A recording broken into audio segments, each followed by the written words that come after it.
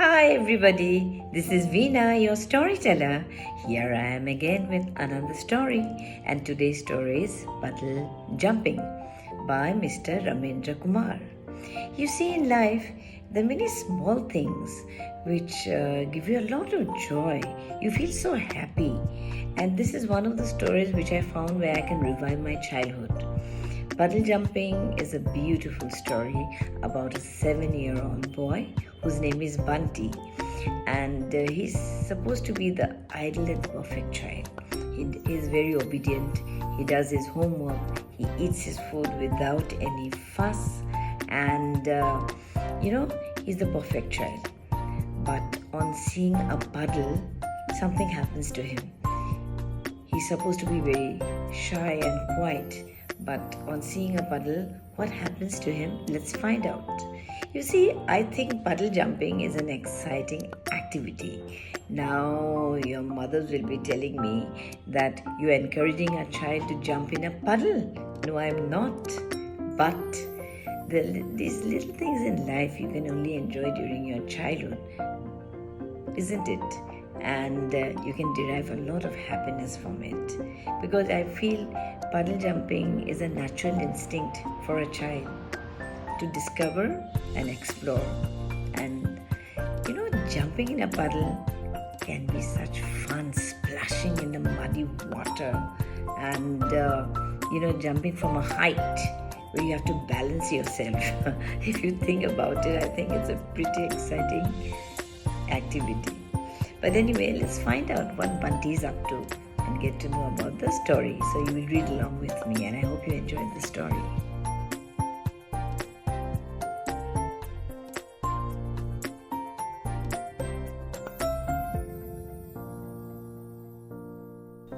Puddle jumping. 7-year-old Bunty was a good student and an obedient boy. He did his homework, drank his milk, and ate his carrots and beetroots without a fuss. That is to say, he was almost an ideal child.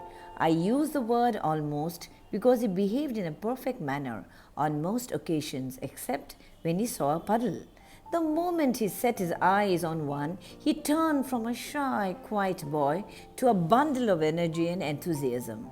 On seeing a puddle, he would take a few steps back, look longingly at the water, and then charge. He would run full speed, then jump high in the air, and finally land bang in the middle of the puddle, splashing water all around, clapping his hands. A couple of moments later, he would quietly walk away as if nothing had happened. "What is this, Bunty? Once again your clothes are in a mess," his class teacher would shout. "I'm sorry, ma'am. I stepped into a puddle." "And then why don't you look where you are going? Next time, I'll mark you absent and send you home." Back home, his mother would scream, "Once again you have come back looking like a pig." "I stepped into a puddle, Ma." "You must have jumped into one. You think I don't know you?" "Ma, whenever I see a puddle, something happens inside me. I can't control myself. I have to jump into it." "Wah! Don't give me that nonsense. I'm warning you. Next time you get your clothes dirty, I'll spank you."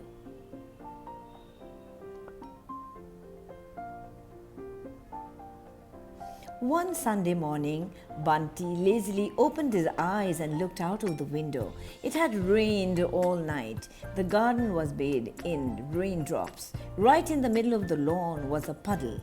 Bunty wanted to rush into the garden and jump into the puddle, but he remembered his mother's warning and stopped himself. As he stared longingly at the puddle, he saw his mother step into the garden in her nightgown. Bunty was about to call out to his mother when he stopped. She was staring at one of the puddles with a strange expression on her face. From where she was standing, she couldn't see Bunty at all. As he watched, she went back 5 or 6 steps and looked around. She then broke into a trot, leaped into the air, and landed bang in the middle of the puddle. Her feet, her ankles, her nightgown were all splattered with mud, but her face was wretched in smiles. She reminded Bunty of Goody, their neighbor's 3-year-old daughter, playing with her puppy.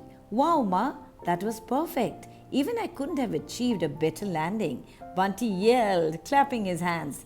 Startled, his mother looked around and on seeing him turned red. Bunty ran into the garden and hugged her. "You scoundrel, you were spying on me," she said, looking at him with mock anger. "Of course not, Ma. But tell me, didn't it feel great?" It's fun," she said.